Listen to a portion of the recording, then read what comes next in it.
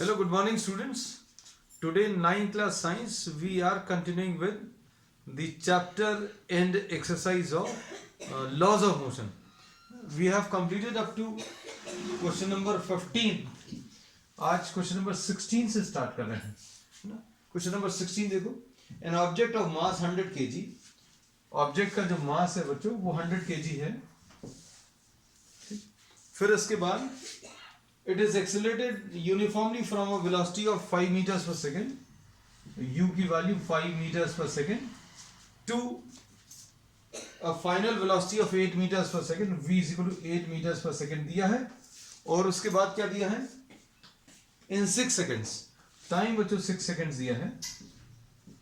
और क्या पूछा है? Calculate the initial and final momentum of the object and the force. आपको इनिशियल मोमेंटम पूछा है, तो इनिशियल मोमेंटम को पी आई से रिप्रेजेंट कर रहे हैं, फाइनल मोमेंटम को पी एफ मोमेंटम फाइनल. ये मास इनटू यू और मास इनटू वी, तो ये आ जाएगा 500 इंटू यू की वैल्यू 5, ये 100 इंटू 8. और चेंज इन मोमेंटम बच्चों, चेंज इन मोमेंटम पूछा है, तो change in momentum will be equal to final momentum minus initial momentum. Final momentum minus initial momentum. अब final momentum इसमें आ चुका है. Calculate the initial and final momentum. अच्छा, सब ये पूछा बच्चों, ये कैलकुलेशंस करने हैं, इनिशियल और फाइनल मोमेंटम. उसके बाद फोर्स निकालना है. तो चेंज इन मोमेंटम 800 माइनस 500 आ जाएगा, यानी कि ये 300. और फोर्स कैसे मिलता है? Change in momentum upon time, और चेंज इन मोमेंटम 300 है, अपॉन टाइम कितना है? 6 है. ये फोर्स बच्चों 50 न्यूटन्स आ गए. अब देखो फोर्स इसका 50. ठीक, चलो नेक्स्ट क्वेश्चन नंबर 17 देखो. अख्तर, किरण एंड कुछ स्टूडेंट्स दिए हैं, है ना. There are 3 persons. Question number 17 में क्वेश्चन बहुत बड़ा सा है. Akhtar, Kiran, Rahul are riding in a motor car that was moving with a high velocity on an expressway when an insect hit the windshield. है ना बच्चों, एक कार है ना. कार अच्छी सी बना लें. ठीक, ये this was moving on a highway and what happens, suddenly insect strikes. यहां कहीं पर एक इंसेक्ट बच्चों स्ट्राइक किया. ठीक, अब Akhtar and Kiran started pondering over the situation. Kiran suggested that the insect suffered a greater change in momentum. Kiran ने कहा कि that the insect suffered a greater change in momentum of the motor car because the change in velocity of the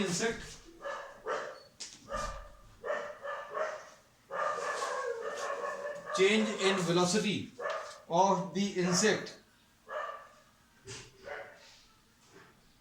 Kiran suggested that insect suffered a greater change in momentum of the motor car because the change in velocity of the insect was much more than that of the motor car. ठीक है, इसने कहा कि किसी एक का insect में change in momentum ज्यादा है. फिर Akhtar said since the motor car was moving with larger velocity, it exerted a larger velocity. It exerted a larger force on the insect, and as a result the insect died. अब राहुल तीसरा जो है, while putting an entirely new explanation, said that both the motor car and the insect experienced the same force and the change in momentum. Comment on this situation. है ना. तो अभी हम लोग आ जाए बच्चों. देखो कोई एक्सटर्नली फोर्स तो लगाया नहीं है. These are two objects. One is this insect and this is the car, and these two are moving. What happens? This insect strikes the car and it becomes a part of the car. It sticks to the car, dead or alive. अभी हम लोग इसमें नहीं जा रहे हैं, है ना. लेकिन अभी हम लोग को ये मालूम है this becomes a part of the car and both move together. अब इसमें no external force is applied. The only forces acting on the two objects are the contact forces. मतलब दोनों ऑब्जेक्ट्स ने एक दूसरे को कांटेक्ट किया या कोलिजन हुआ, इसकी वजह से फोर्सेस आ रहे हैं, है ना। तो force acting on the car due to the insect is equal to negative of the force acting on the insect due to the car. Force acting on the car due to insect is equal to force acting on the insect due to the car. ये Newton's third law है, Newton's third law. और ये third law क्या बोलता है कि every action has an equal and opposite reaction. अब इसके बाद बच्चों टाइम ऑफ कोलिजन से अगर आप मल्टीप्लाई करो तो दोनों का टाइम तो सेम रहेगा,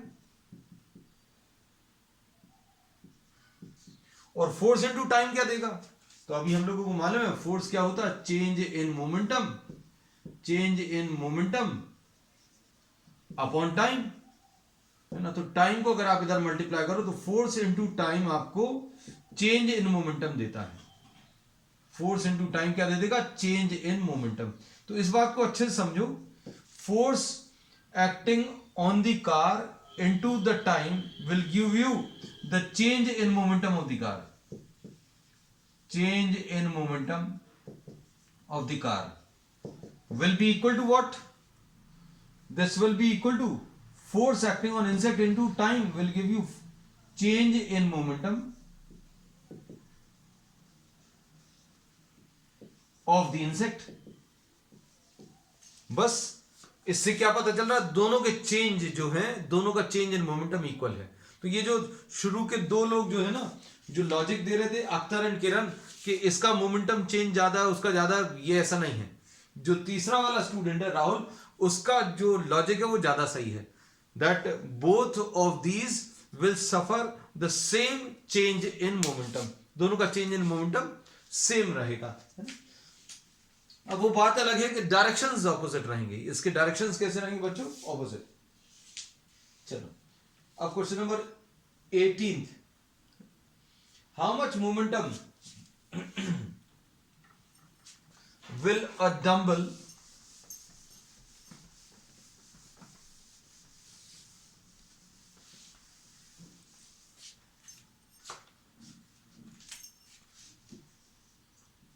क्वेश्चन नंबर 18, ये बच्चों कोई डंबल है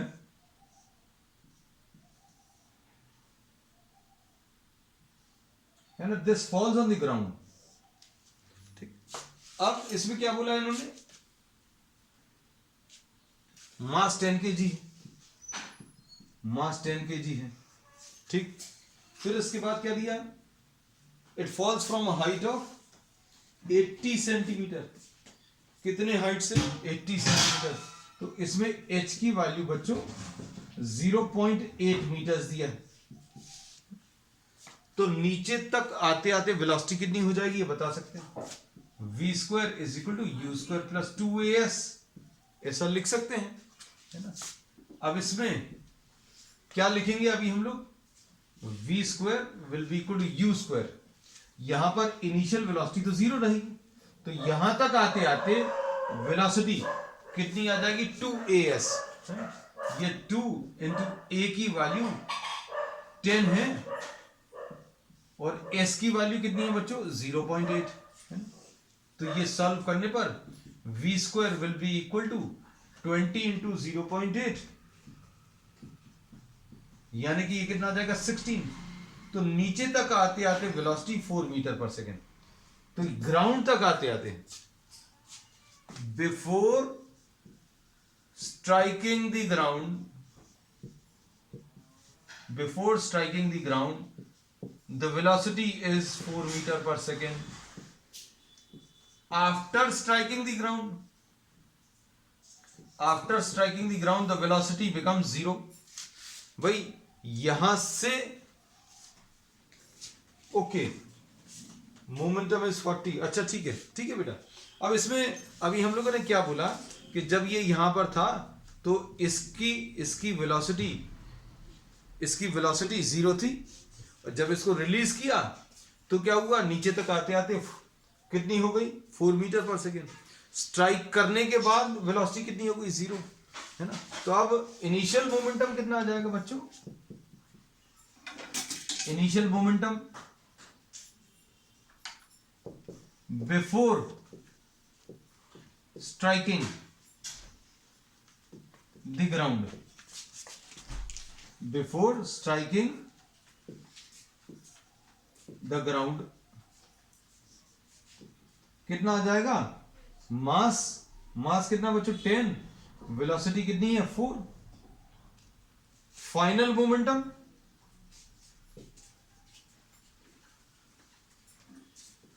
आफ्टर स्ट्राइकिंग 0 हो जाएगा, क्यों? स्ट्राइक करने के बाद 0 हो जाएगा. तो कितना मोमेंटम इसने ट्रांसफर कर दिया? तो अभी हम लोग मोमेंटम कितना ट्रांसफर हुआ है वो बता सकते हैं. मोमेंटम ट्रांसफर, मोमेंटम इसके पास 40 था. मोमेंटम इसके पास बच्चों कितना था? 40. स्ट्राइक करने के बाद 0 हो गया, तो उसने ग्राउंड को कितना दे दिया? Momentum transferred will be 40 kg metre per second. This will be the answer. ये क्वेश्चन नंबर 18 थे बच्चों, है ना. अब इसके बाद क्वेश्चन नंबर 19 बच्चों, ये अभी हम लोग ले रहे हैं, बता दे रहे हैं कि इसमें क्या क्या स्टेटमेंट्स दिए हुए हैं. क्वेश्चन नंबर 19 में the following is the distance time table. बच्चों क्वेश्चन नंबर 19 जो है इसमें डिस्टेंस टाइम ग्राफ वो टेबल दी हुई है. कुछ डेटा दिया है डिस्टेंस वर्सेस टाइम. अब देखना,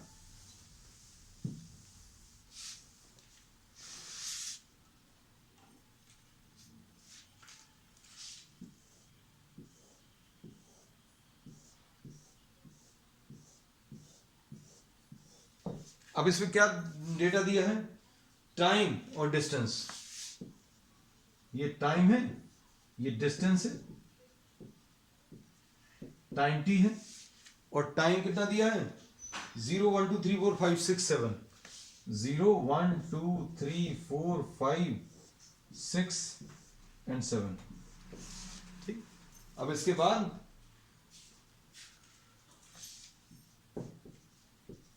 ये दिया है, इसके बाद 64 125, 64 125, 216 and 243. This is the data. What conclusion can you draw about the acceleration? Is it constant, increasing or decreasing?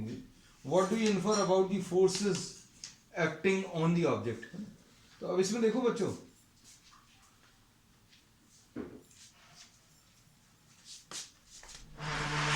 Distance का formula S is equal to U T plus half A T square होता है अप्रोक्सीमेटली. अभी हम लोग ये कह सकते हैं, तो S is equal to U T plus half A T square.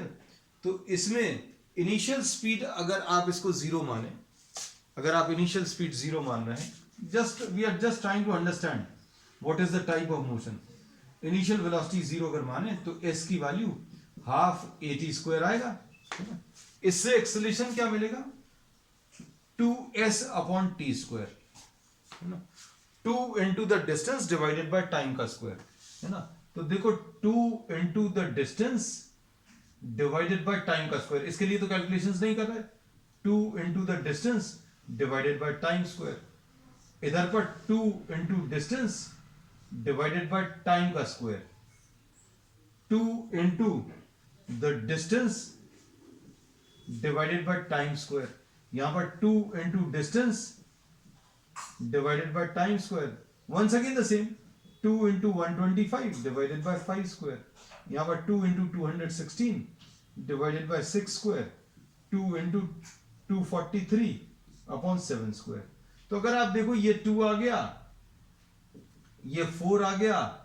अब इसमें देखो ये 6 आ जाएगा, ये 16 4 सा 64, ये 8 आ जाएगा, ये 10 आ जाएगा. हमारे हिसाब से ये 12 आएगा, आना चाहिए 12, और ये 14. So what is happening to the acceleration? ये एक्सेलरेशन का अभी हमने टेबल बना लिया. तो acceleration in this case is also changing, है ना. एक्सेलरेशन भी चेंज हो रहा है. तो what can you say about,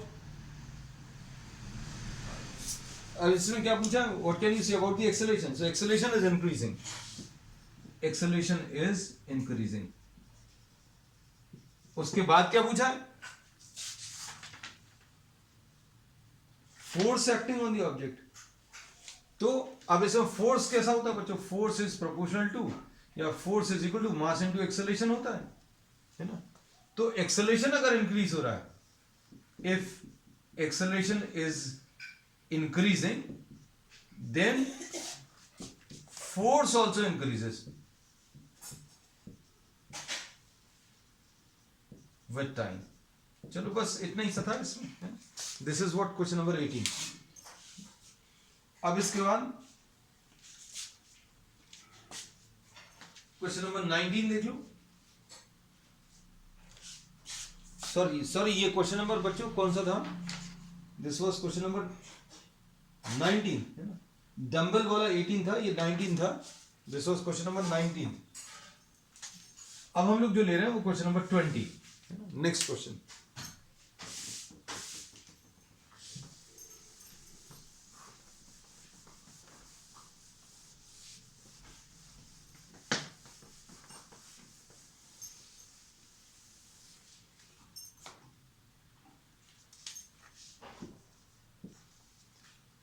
question number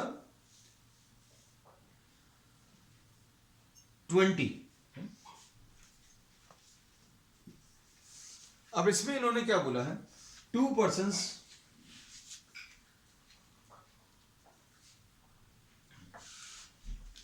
persons managed to push a motor car of mass 1200 kg at a uniform velocity।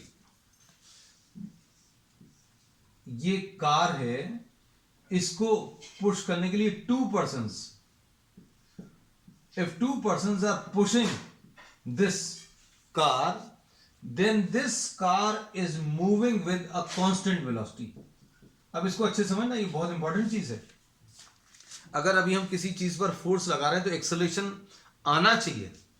Acceleration क्यों आना चाहिए? क्योंकि force is equal to mass into acceleration. लेकिन ये कैसा चल रहा है? कांस्टेंट वेलोसिटी से चल रहा है। कांस्टेंट वेलोसिटी से चल रहा है, इसका मतलब क्या है? इसका मतलब है एक्सेलरेशन जीरो है। एक्सेलरेशन जीरो का मतलब क्या है? नेट फोर्स जीरो है। नेट फोर्स कैसा है? जीरो है। अब नेट फोर्स जीरो कब होगा? जब ये वाला फोर्स और फोर्स ऑफ फ्रिक्शन, ये वाला फोर्स और फोर्स ऑफ फ्रिक्शन इक्वल हो। तो फोर्स ऑफ फ्रिक्शन बैलेंसेस, ये अच्छे से समझना, एफर्ट ऑफ टू पर्सन्स। दो लोग मिलकर पुश कर रहे हैं तो ये कांस्टेंट वेलोसिटी से चल रहा है। दो लोगों का पुश और फोर्स ऑफ फ्रिक्शन अगर इक्वल होंगे तो ये कांस्टेंट वेलोसिटी से चलेगा। अब ये चीज समझ में आ जानी चाहिए कि suppose force of one person is F, तो force of two persons is 2F, और फोर्स ऑफ फ्रिक्शन कितना आ जाएगा फिर बच्चों? इससे पता चलेगा। फोर्स ऑफ फ्रिक्शन, ये क्या लिखा है? Force of friction balances. Force of friction balances मतलब इक्वल हो रहा है किसके? Effort of two persons. Effort of two persons, तो effort of two persons 2F। तो इससे फोर्स ऑफ फ्रिक्शन पता चल गया। अब क्या किया? अब इन्होंने बोला कि तीन लोग मिलकर फोर्स लगा रहे हैं। अब क्या कर रहे हैं बच्चों? इसमें कैसी पोजीशन थी? ये 2F लग रहा था और ये फ्रिक्शन लग रहा था और ये कांस्टेंट वेलोसिटी से चल रहा था। कैसा चल रहा था? Constant velocity. मतलब फ्रिक्शन जो है 2F के बराबर आ गया, क्योंकि अगर कोई ऑब्जेक्ट कांस्टेंट वेलोसिटी से चलता है मतलब नेट फोर्स जीरो, मतलब 2F और फ्रिक्शन जो है एक दूसरे को कैंसिल कर रहा है। अब देखो अच्छे से, अब क्या हो रहा है? इसके ऊपर अब तीन लोग forces, 3 persons are applying force, 3 persons, और ये फ्रिक्शन है। तीन लोग हैं और ये फ्रिक्शन है। अब क्या होगा? अब इसमें एक एक्सेलरेशन आ गया, ऐसा बोला है इन्होंने। और ये एक्सेलरेशन कितना है बच्चों? एक्सेलरेशन कितना आ जाएगा? 0.2 मीटर्स पर सेकेंड स्क्वायर। अब ये 3 पर्सन्स का जो फोर्स है, 3 persons force, force of 1 person F है, force of 2 person 2F है, force of 3 persons 3F आ जाएगा, है ना। तो ये कितना आ जाएगा बच्चों, 3 persons का 3F आ गया। फ्रिक्शन कितना है, फ्रिक्शन 2F आ गया। तो फ्रिक्शन कहां से मिला, पहले वाले पार्ट से, जब इन्होंने कहा था कि कार को 2 लोग अगर पुश कर रहे हैं तो कांस्टेंट वेलोसिटी से चल रही है। कांस्टेंट वेलोसिटी से कब चलता है, जब नेट फोर्स 0, मतलब 2 लोगों का फोर्स और फ्रिक्शन दोनों बराबर है, तो फोर्स ऑफ फ्रिक्शन 2F आ गया। फिर अभी इसी कार को 3F से 3 लोगों ने पुश किया, 3F फोर्स आ गया, ये फ्रिक्शन आ गया, है ना। अब नेट फोर्स कितना आ जाएगा, नेट फोर्स ये आ जाएगा 3F माइनस 2F, ये F आ गया। नेट फोर्स 3F 3 लोगों का लगा और फ्रिक्शन ऑपोजिट डायरेक्शन में है, तो 3F 3 लोगों का फोर्स, ऑपोजिट डायरेक्शन में फ्रिक्शन, है ना। तो नेट फोर्स F आ गया। और नेट फोर्स क्या होता है, मास इनटू एक्सेलरेशन। तो मास कितना है बच्चों, नेट फोर्स का फॉर्मूला मास इनटू एक्सेलरेशन, है ना। तो 3F माइनस 2F को आपने F लिख लिया। मास कितना दिया है बच्चों कार का, 1200 इनटू एक्सेलरेशन 0.2, है ना। तो ये कितना आ जाएगा सॉल्व करने पर 240 newton. So the answer to this is what, 240 newton, है ना। अब क्वेश्चन नंबर 21 देख लो। अब क्वेश्चन नंबर 21 में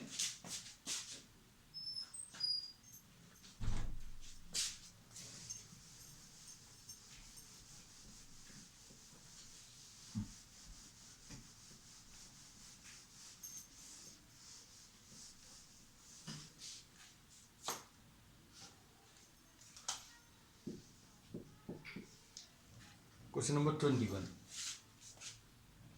2 persons managed to push a hammer. अब ये hammer वाला problem.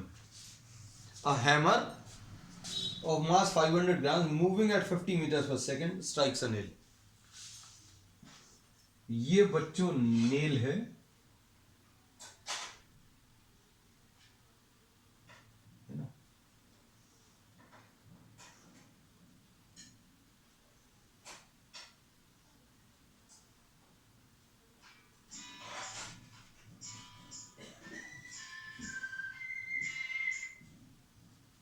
this is the hammer and this is striking the nail with a velocity of 50 meters per second.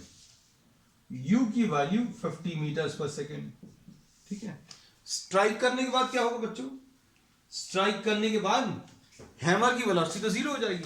Generally आपने देखा होगा when you are striking a hammer it strikes the nail with a velocity. अगर आप उसको बहुत प्यार से धीरे धीरे नेल के पास तक ले जाओगे, ऐसे ऐसे धीरे, और इसके ऊपर ऐसे रख दोगे तो कुछ नहीं होगा। You will have to strike this with a velocity, है ना। तो कितनी वेलोसिटी से स्ट्राइक कर रहा है, 50 meters per second. Final velocity, this is initial velocity of hammer. Final velocity of hammer 0 है। अब क्या दिया, टाइम 0.01, टाइम बच्चों 0.01 है। अब क्या निकालना है, फोर्स निकालना है, तो फोर्स निकाल लो। फोर्स कैसे मिलेगा, change in momentum upon time, ये फोर्स आ गया। अब ये कैसे मिलेगा,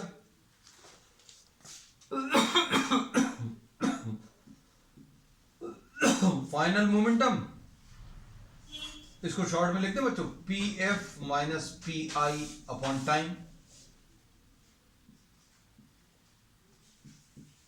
final momentum mass into velocity, mass तो दिया नहीं है, दिया है 500 ग्राम्स। मास बच्चों इसका 500 ग्राम्स, है ना। तो ये क्या आ जाएगा, मास into velocity, final velocity mass into initial velocity upon time. अब इसको कैसा लिखेंगे, मास कितना है 500 by 1000 यानी 0.5, ये आ जाएगा 0.5 इंटू फाइनल वेलोसिटी कितनी है बच्चों, 0 है, मास 0.5, इनिशियल वेलोसिटी कहां गई, ये 50 है, अपॉन टाइम कितना है 0.01। सॉल्व कर लो इसको, सॉल्व करने में ये कितना आ जाएगा, 2500 आ जाएगा, बिल्कुल परफेक्टली ओके, -2500 न्यूटन। ठीक, और नेगेटिव साइन क्या बताएगा, negative sign always gives you the direction, मतलब जिस डायरेक्शन में मोशन ऑफ द हैमर है उसके ऑपोजिट डायरेक्शन में फोर्स आएगा। अब इसमें अभी हम लोगों ने ये बोल दिया कि negative sign always gives us an idea about the direction. अब उसके बाद क्वेश्चन नंबर 22, लास्ट क्वेश्चन आज का।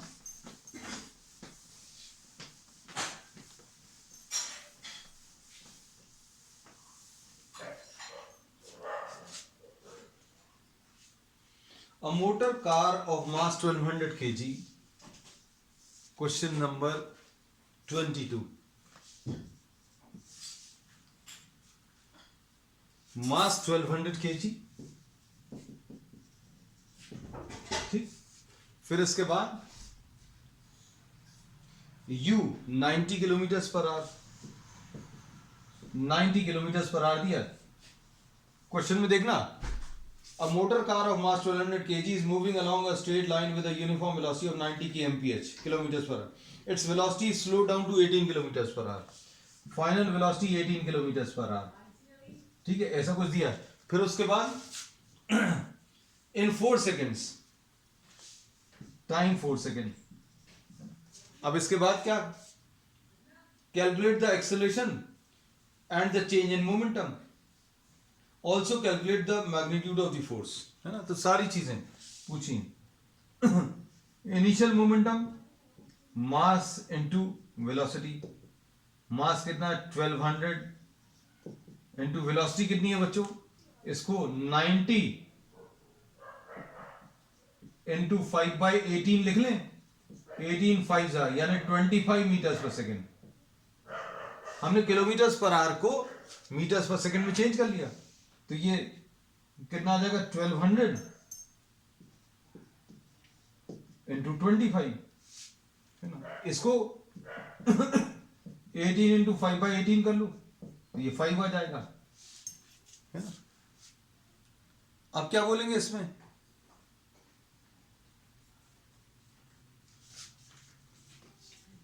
फाइनल मोमेंटम, इनिशियल मोमेंटम भी पूछा, फाइनल मोमेंटम भी, या चेंज इन मोमेंटम पूछा बच्चों सर, है ना। तो चेंज भी निकालेंगे, चलो।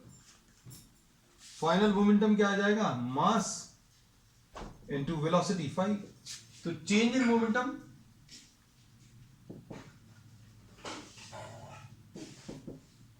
फाइनल माइनस इनिशियल,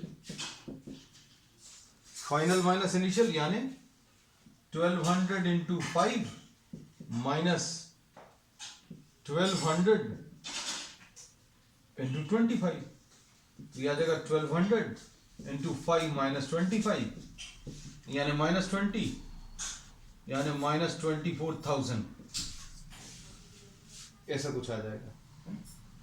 अब फोर्स कैसे मिलेगा, एक तो चेंज इन मोमेंटम पूछा था, फिर उसके बाद फोर्स,